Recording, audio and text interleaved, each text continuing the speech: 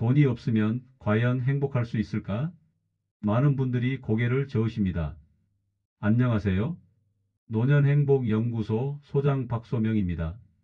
오늘 저는 조금 조심스러운 이야기로 문을 열까 합니다. 돈 없는 노년은 행복하지 않다고 많은 분들이 고개를 저으십니다. 행복은 돈에서 나온다는 건 어쩌면 그동안 우리가 삶에서 너무나 뼈저리게 겪은 현실이기 때문이죠.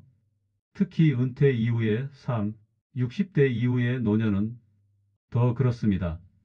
소득은 끊기고 병원비는 늘고 자식들에게 손 벌리기도 어렵고 집에 갇혀 있으면 답답하고 나는 이제 사회에서 쓸모없는 사람이 된 것 같다며 외롭게 계시는 분들이 많습니다. 그 중에서도 돈이 없는 노부부의 삶은 참 팍팍합니다. 노후 준비가 부족했던 이유는 각자 다릅니다. 어릴 때 교육 기회가 부족했거나 사업 실패, 자녀 뒷바라지 혹은 건강 문제 등 그래도 살아보려고 최선을 다했는데 돌아보니 남은 건 월세방 한 칸, 쌀 반말, 약 봉지 몇 개뿐이신 분들도 있을 겁니다. 그리고 그 옆에 인생의 반 이상을 함께한 배우자 한 사람이 조용히 있습니다. 어쩌면 우리 인생의 마지막까지 함께 갈 사람. 이렇게 말하면 어떤 분들은 이렇게 말할지도 모르겠습니다. 이제 와서 무슨 행복이냐. 그냥 하루하루 버티는 거지. 그 말 이해합니다. 정말 100번, 1000번 공감합니다.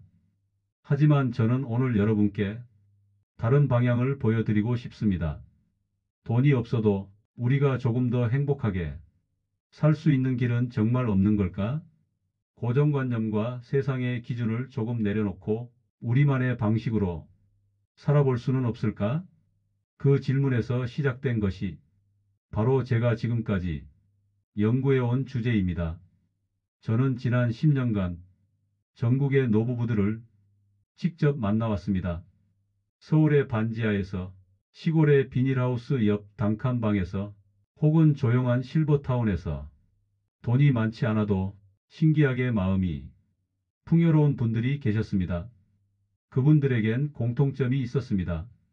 화려하진 않지만 마음의 평화가 있었고 고단했지만 서로를 위로하는 말이 있었으며 가진 건 없지만 매일 웃는 순간이 있었죠. 그래서 오늘 저는 여러분께 그들의 삶에서 배운 것들을 나누고자 합니다. 어떻게 돈 없이도 관계를 지키고 어떻게 불안한 노후를 조금씩 편안하게 만들며 그리고 무엇보다 어떻게 서로에게 다시 웃음을 줄 수 있는가에 대한 이야기입니다. 오늘의 이야기는 현실적인 대안도 담겨 있습니다. 복지제도, 작은 수입을 만드는 방법, 관계 회복법, 심리적 안정 습관까지 돈이 없는 현실을 부정하는 게 아니라 그 안에서 피어나는 지혜와 실천을 찾는 시간입니다. 사실 노후에 가장 무서운 건 빈 지갑이 아니라 빈 마음입니다. 사랑도 대화도 기쁨도 사라진 그 빈 마음이 가장 먼저 사람을 무너지게 합니다. 자, 이제 함께 시작해 볼까요? 누구보다 열심히 살아온 60대, 70대, 80대의 여러분, 이제는 살아내는 삶이 아니라 살아보는 삶으로 가야 할 때입니다. 그 길에 제가 작은 등불이 되어 드릴 수 있다면 더할 나위 없이 감사하겠습니다. 우리는 모두 알고 있습니다. 행복은 마음에 있다고, 돈이 전부는 아니라고. 그런데 막상 통장이 비고 냉장고가 비고 주머니에 5,000원이 마지막일 때 그 말이 얼마나 공허하게 들리는지도 우리는 너무 잘 알고 있지요. 하지만 제가 오늘 말씀드리고 싶은 건 정말 돈이 없더라도 우리의 시선과 선택에 따라 삶의 결은 완전히 달라질 수 있다는 겁니다. 첫 번째는 마음가짐의 전환입니다. 전북 남원에 사는 70대 부부를 만난 적이 있습니다. 남편은 허리 디스크로 일 그만둔 지 10년이 넘었고 부인은 만성관절염으로 걷는 것도 힘든 분이셨어요. 이 부부의 월 소득은 기초연금 두 사람 목 도합 54만 7,680원이 전부였습니다. 처음엔 두 분 다 말이 없으셨어요. 표정도 굳어 있고, 근데 함께 지낸 지 며칠 지나자 아침에 서로에게 잘 잤어? 응, 잘 잤어요. 오늘은 된장찌개 끓여줄까? 이런 말이 오가더군요. 그때 제가 느꼈습니다. 사람은요, 돈이 없어도 말 한마디로 다시 살아나는 존재구나. 그 부부는 이후 매일 아침 서로의 건강을 체크하고 작은 텃밭에서 상추와 고추를 따다가 반찬을 만들어 이웃들과 나눠 먹으며 살아가고 있었습니다. 크게 바뀐 건 없습니다. 하지만 부부가 서로를 다시 보게 되고 하루가 예전보다 가볍고 따뜻해졌다는 것이 변화였습니다. 두 번째는 생활의 기반을 다시 세우는 일입니다. 생활비가 부족하신 분들 꼭 복지제도를 적극적으로 이용하셔야 합니다. 기초연금은 물론이고 생계급여, 주거급여, 에너지 바우처, 노인 일자리 등 몰라서 못 받는 경우가 정말 많습니다. 실제로 경기도 파주에 사시는 68세 김정자 어르신 남편이 2년 전 돌아가시고 혼자 사시는데 고정수입은 기초연금만 34만 2,510원을 받고 생활하셨습니다. 동사무소 사회복지사분을 찾아가 더 도움받을 일이 없는지 상담하실 것을 권유드렸고 주거급여, 전기료 바우처, 노인 일자리까지 합쳐서 한 달 수입이 70만 원 가까이 늘었습니다. 그 돈으로는 물론 부자 되긴 힘들죠. 하지만 전기요금 연체 걱정은 줄었고 무릎 아플 때 병원도 마음 편히 다닐 수 있다고 하셨습니다. 또 중요한 것은 조금이라도 수입을 만들어 보려는 시도입니다. 충청도 금산에 사는 한 부부는 집 옆에 텃밭을 만들어 직접 기른 열무, 상추, 깻잎을 동네 마트에 매주 조금씩 내다 팔고 있어요. 처음엔 팔릴까 싶어 머뭇거리셨는데 이제는 고정 손님이 생겨서 매주 전화로 주문도 들어옵니다. 이 부부가 야채를 팔아 생기는 월 수입은 많아야 15만 원 정도입니다. 하지만 이 부부가 가장 크게 바뀐 것은 무엇이었을까요? 바로 자신감이 생겼다는 겁니다. 우리가 아직 뭔가 해낼 수 있구나. 몸이 움직이는 한 의미 있는 하루를 만들 수 있구나. 이 감정이요. 그 어떤 돈보다 크다고 저는 믿습니다. 세 번째는 관계의 회복입니다. 부부 사이가 멀어지면 세상이 더 외롭습니다. 부부는 가장 가까운 존재이지만 때로 가장 먼 사람이 되기도 하죠. 제가 상담한 한 부부는 40년을 함께 살았지만 하루의 대화를 한마디도 하지 않는 부부였습니다. 이유는 단 하나, 말해봐야 싸우니까. 그 말이 얼마나 가슴 아팠는지 모릅니다. 그런데요, 싸움이 두려워 침묵을 택하면 부부는 어느 순간 서로 타인이 되어 버립니다. 이럴 때 필요한 것은 작은 용기입니다. 요즘 무릎은 어때? 우리 예전엔 참 자주 웃었지? 이런 말 한마디가 다시 대화를 여는 열쇠가 됩니다. 또 하나는 이웃과의 관계입니다. 경로당에 나가는 것을 부끄럽게 여기시는 분들도 있으십니다. 하지만 나이 들어 외로움을 막는 최고의 방법은 같이 밥 먹고 같이 웃을 수 있는 사람 한 명만 있어도 충분합니다. 인천의 한 할머니는요, 경로당에서 배운 스마트폰 교육 덕분에 손주들과 매일 사진과 동영상 등을 주고받으며 사신다고 합니다. 손자가 보낸 사진 보고 웃다 보면 외롭다는 생각이 덜 들어요. 그 말씀 듣고 얼마나 고마웠는지 모릅니다. 사람은요, 결국 사람으로 살아납니다. 누군가와 함께 나누는 말, 밥, 미소가 하루를 견디는 힘이 되고 인생을 의미 있게 만들어줍니다. 자, 그럼 여기서 한 걸음 더 나가보겠습니다. 우리가 지금까지는 돈이 없을 때의 현실과 대처 방법에 대해 이야기했죠. 그런데 말입니다. 돈이 많다고 해서 모두가 행복한 것은 아닙니다. 지금부터 제가 만난 또 다른 노부부들의 이야기를 들려드리겠습니다. 저는 지난 몇 년간 부유한 60대, 70대 분들도 많이 만나봤습니다. 대기업 퇴직자, 월세로 몇천만 원이 나오는 건물주나 연금만 해도 월 300에서 500만 원씩 나오는 분들 말입니다.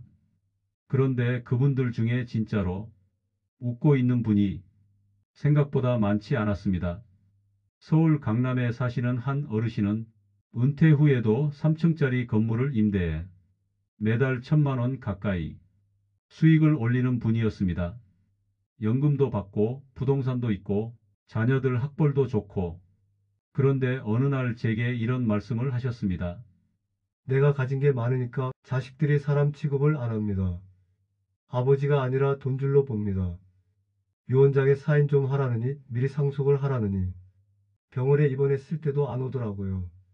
돈 이야기는 전화로 하더니 그분이 혼잣말처럼 하시던 말이 지금도 귓가에 남아 있습니다.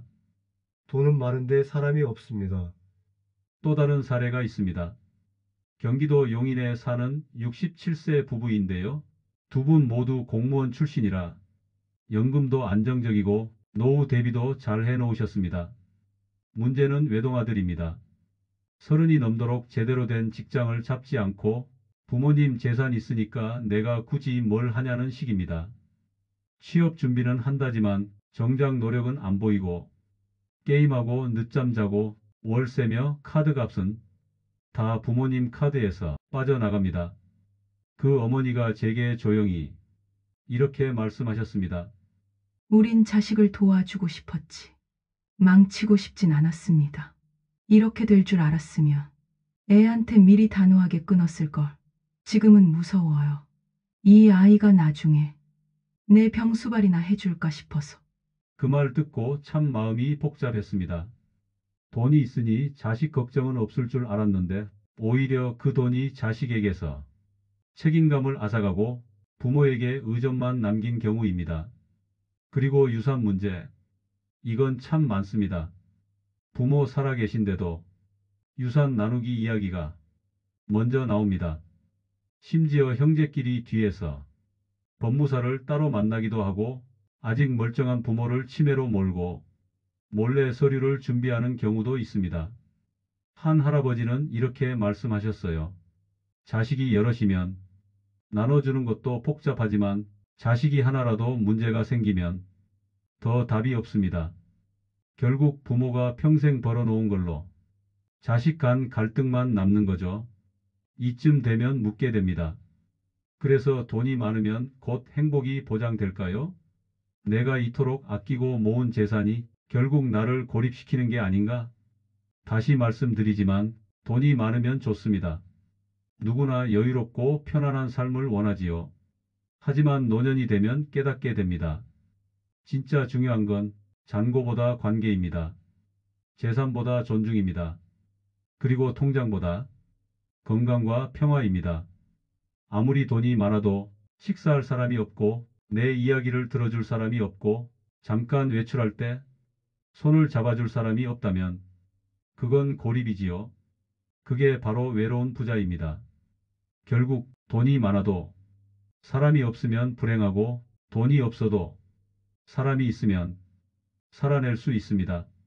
그리고 그 사람이 누구냐고 묻는다면 대부분의 경우 곁에 있는 그 한 사람, 바로 배우자입니다.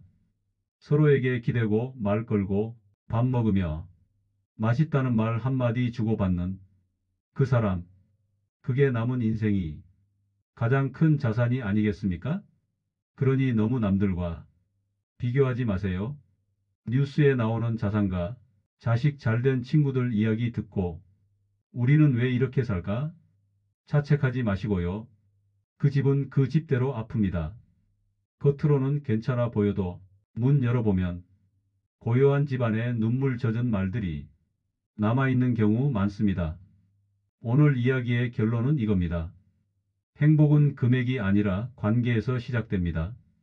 노년의 평화는 부유하고 화려한 삶에서 오는 것이 아니라 따뜻한 말 한마디에서 옵니다. 그리고 마음이 무너지지 않으면 우리는 얼마든지 다시 살아갈 수 있습니다. 마지막으로 저는 이런 말씀을 드리고 싶습니다. 행복해지려면 꼭 필요한 것이 두 가지 있습니다. 하나는 소박한 목표, 다른 하나는 작은 성취감입니다. 올해는 동네 뒷산 정상을 올라보자. 올 겨울엔 내가 최고로 맛있게 김장 김치를 담아보자. 이런 작은 목표가 삶의 방향을 만들어줍니다.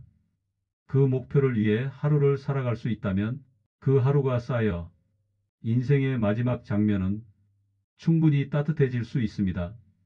오늘 제 이야기가 어땠는지 모르겠습니다. 저는 단 한 분이라도 나도 다시 웃어봐야겠다는 마음을 가지신다면 그걸로 충분하다고 생각합니다. 돈이 없으면 불편합니다. 맞습니다.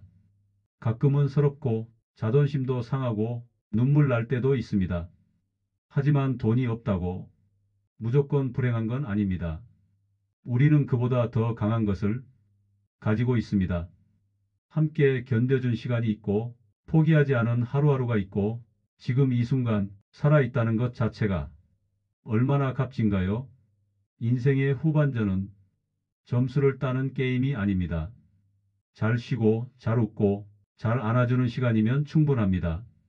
자녀가 성공하지 않아도 괜찮습니다. 손주가 자주 안 찾아와도 괜찮습니다.